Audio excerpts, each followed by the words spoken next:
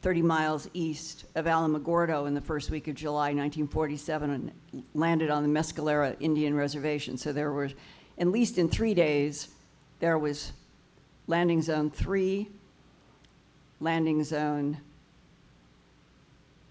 here, 1, and landing zone 2. This is the one that had the most to preserve.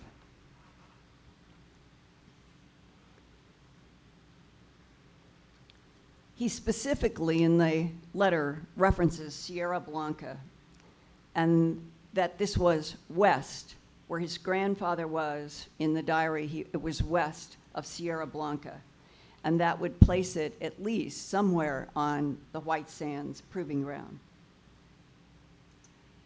The possible location that I've been told is probable based on other information that is not public is that this particular bismuth-magnesium came from a crash that was not very far from Oscura Peak or in between the two. It forms almost a triangle between Trinity Site, Oscura Peak, and North Oscura Peak.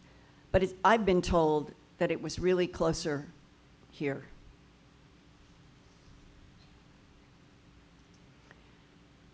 The first metal pieces sent by the South Carolina writer were at least hard physical facts that I could test, and I contacted a scientist in a major Midwestern university who has helped me analyze unusual materials.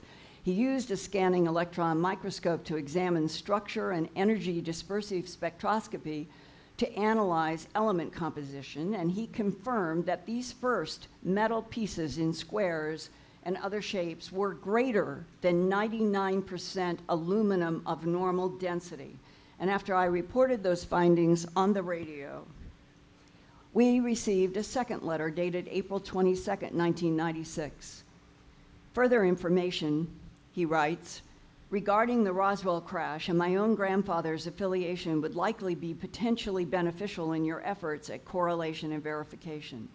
In this regard, I can only say, based on past conversations on the subject with my granddad, that the retrieval team consisted of 3 segments: the on-site team, the in-house team, and the security team. The credentials of the team members weren't only military related. There were individuals with backgrounds from the University of Colorado, Office of Naval Research, Army Air Force, which was to soon become U.S. Air Force and Army, and the U.S. Army, the University of California, Los Angeles, and Atomic Energy Commission, and National Advisory Committee on Aeronautics, and Office of Scientific Research and Development. Additionally, there were consultants from England, France, and Russia, what is a very interesting third country that was involved at a time when we were thinking we were in a Cold War. Granddad stated their own analysis of the samples indicated it as pure extract aluminum as a conductor for the electromagnetic fields created in the propulsion systems. However, critically needed data was eliminated by the self-destruct mechanisms on the disk vehicle itself. Furthermore, the occupant survivor of the crash refused to disclose technical information despite a series of interrogative attempts to extract technological data. No means could be found to secure the information, meaning that they could not force the non-human to telepathically put thoughts in their mind if it chose not to. There were always 2 security team members present at every face-to-face meeting with the survivor. The survivor had the ability to deduce thoughts and questions prior to them being asked, and sometimes it became frustrating. The disk itself was literally dissected, and it was discovered that the propulsion system had actually fused together the many interior components. There were control-type devices forged in the shape of the alien hands, which were assumed as controls and activation surfaces. And just a quick note about anticipating human questions. I've been told by a man who retired from the CIA that he was once assigned in the 70s to have an interaction with an Eben, and that he had been told by his superior officer what was going to happen. They wanted him to have the experience because of the team that he was working on for MJ-12. And he said that when the being in front of him, about 4 to 5 feet away and shorter than his 6'4" size, lifted up its head and the eyes hit his, and he was being ordered to experience this, he said it was like 7 movies started running through his head simultaneously with gold hieroglyphs and symbols on top, as if they were writing along in a language on top of everything that kept flooding in his mind. And he could feel heat, he could feel wind, he could feel all sorts of things. And then he realized, every time I'm trying to think a question, another movie is popping in. The being was not only anticipating, it was flooding his mind with entire volumes of everything that his mind was trying to ask. What is today fiber optic technology was part and parcel of the alien technology within the control panels, albeit fused and melted when the self-destruct mechanism was activated. There were Westinghouse-affiliated persons on the team, and Granddad always thought some of them had gone back with the knowledge and incorporated it into the future research with the phone systems, and that is the Lieutenant Colonel Philip J. Corso story. Of course, the military was concerned as to the ability of the aliens to enter our atmosphere at will, undetected, and thus they recommended to the president that a space program be set into motion and that a system of satellites be placed into orbit by 1957, and this satellite system be patched into then the DEW line early warning system, which became later NORAD. Granddad stated that it was his opinion that NORAD was formed not only to track possible ICBMs from hostile nations, but as an established detection system for UFO craft. That is why the NASA Space Agency has been incorporated by and large with our armed forces, and there are so many classified missions. This is my opinion, but Granddad prophesied such occurring as far back as 1971. Well, I am scheduled to travel back to Charleston Air Force Base and then Pope Air Force Base. I'll mail this from somewhere in South Carolina. I'll not likely communicate again. My wife is concerned, as am I, that the intelligence agencies will put 2 + 2 together, so it is inadvisable to further communicate this information. I hope you understand my position. I could likely face a court-martial or sedition charges for stating some of this information and opinions. You would be surprised at the extent of internal policies on this subject and the consequences for current commissioned officers talking about UFO phenomena. I was surprised by Edgar Mitchell's statements of recent date, and I imagine there are many involved with Roswell who are a bit upset at events underway. However, he is a man of outstanding character and integrity and knows whereof he speaks, as do quite a few other astronauts. I wish you all the best and will be listening. I commend your courage and integrity. I hope your listeners understand that the subject of Roswell has great potential at extrapolating the truth on UFOs and what has come to be known as a cosmic Watergate. That's a salute to Stanton Friedman. And this is only the tip of an iceberg. Granddad said that when the truth does come out, humanity will be changed beyond comprehension. He also said many of the in-house team lobbied to release the information to the public. Not all of them were paranoid in trusting the public with the truth. Sign me, still a friend. Back engineering extraterrestrial technology for American military and commercial development was well known to retired U.S. Army Lieutenant Colonel Philip J. Corso, former chief of the Army's Foreign Technology Division in the Pentagon in the early 1960s.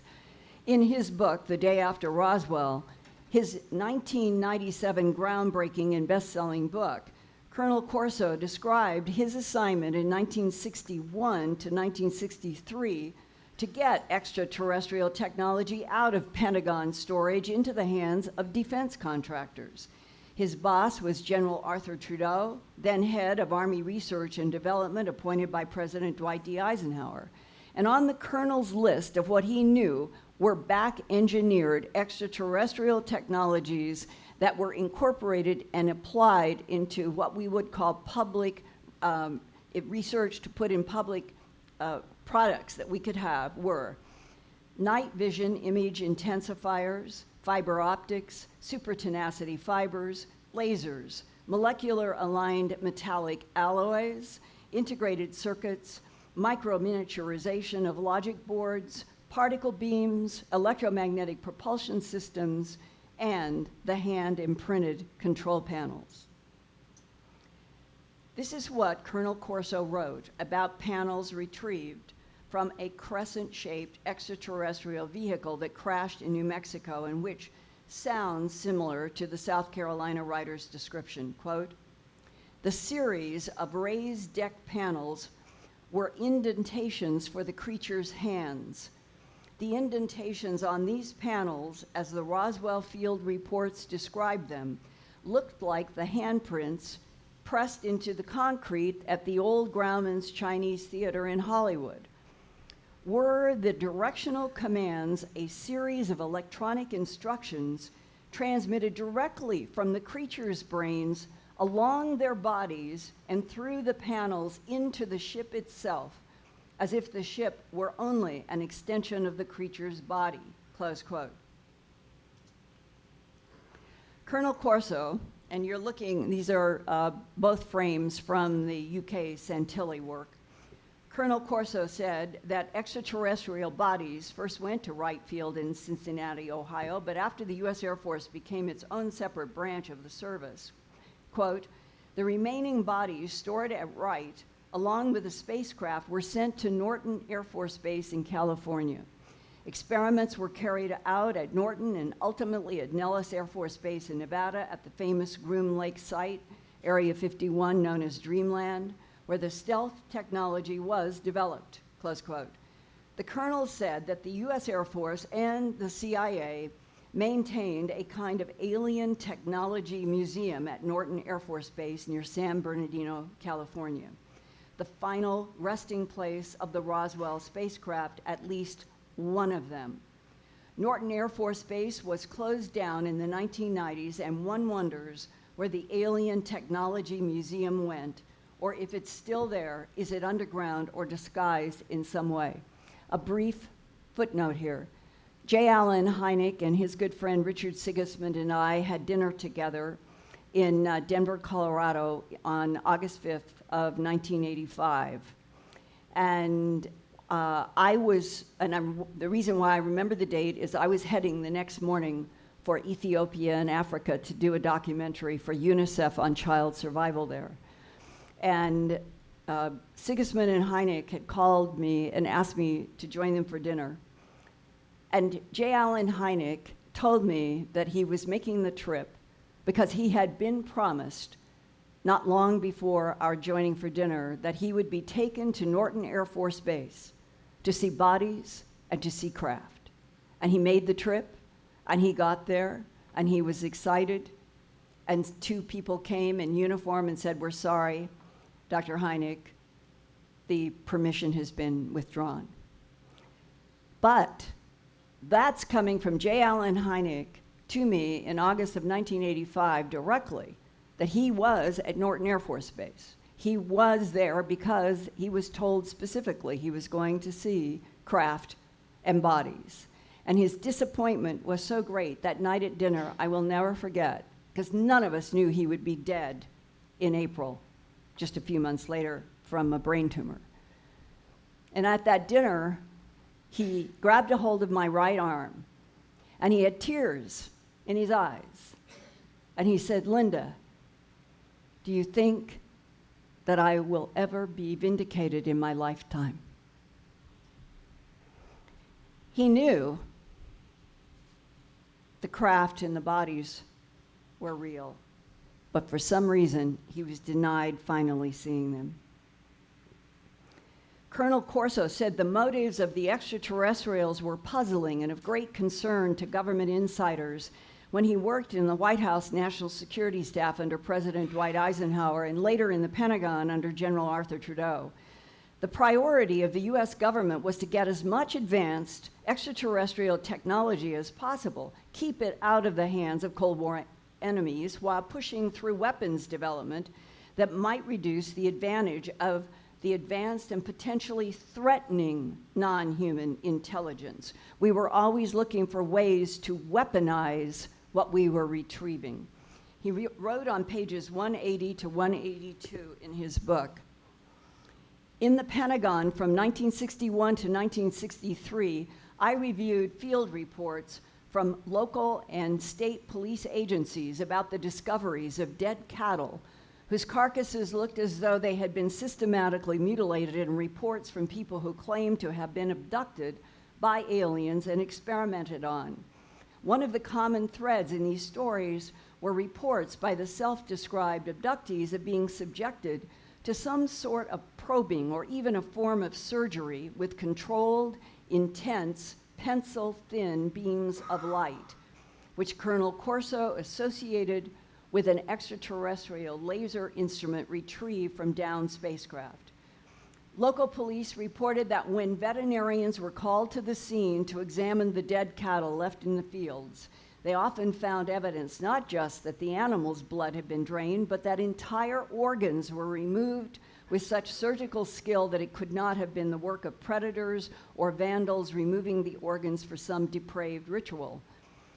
I also remembered that both civilian and military intelligence personnel attached to the staffs of individuals who worked for Helen Ketter was the first director of the Central Intelligence Agency, and General Twining is who Truman and Eisenhower sent soon after the July 4th first week of the 3 downed wedge-shaped craft in Roswell. It was Twining that they had. It was a secret mission. He was to go to all 3 landing zones. He did, and his report, the Twining report about the technology, the details, the implications, everybody should go to the Bob and Ryan Wood, and I have it repeated many times in reports at earthfiles.com.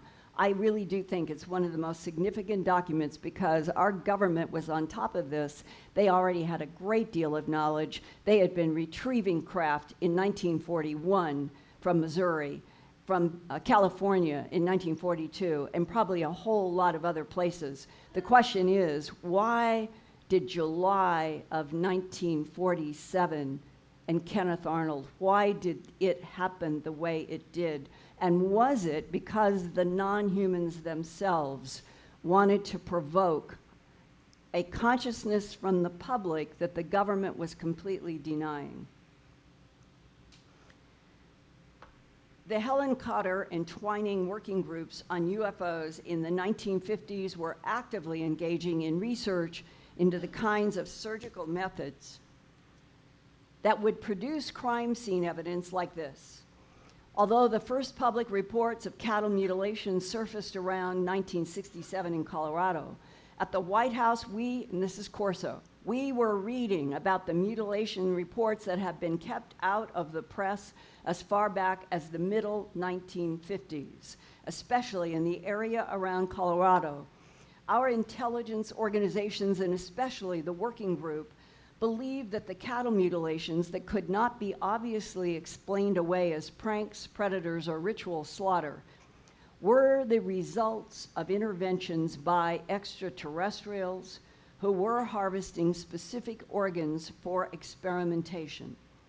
We had, this is Lieutenant Colonel Philip J. Corso, we had irrefutable evidence that extraterrestrial biological entities, or EBAs, were landing on farms, harvesting vital organs from livestock, and then just leaving the carcasses on the ground because they knew we could not do anything about it, close quote. I continued to investigate the possibility that the aluminum pieces might be punch-outs from terrestrial machining operations, since they measured as common terrestrial quarter-inch and inch sizes. However, Alcoa aluminum engineers that I talked to thought that the purity of the aluminum that I had submitted to them was not typical of industrial machining, which usually involves harder alloys. So there was speculation that if the South Carolina's writer's story was true, the military handlers might have had samples from the alleged extraterrestrial craft punched out to distribute to American scientists to study, meaning there was aluminum of nearly 100% purity, and then there is the mysterious bismuth-magnesium layered material.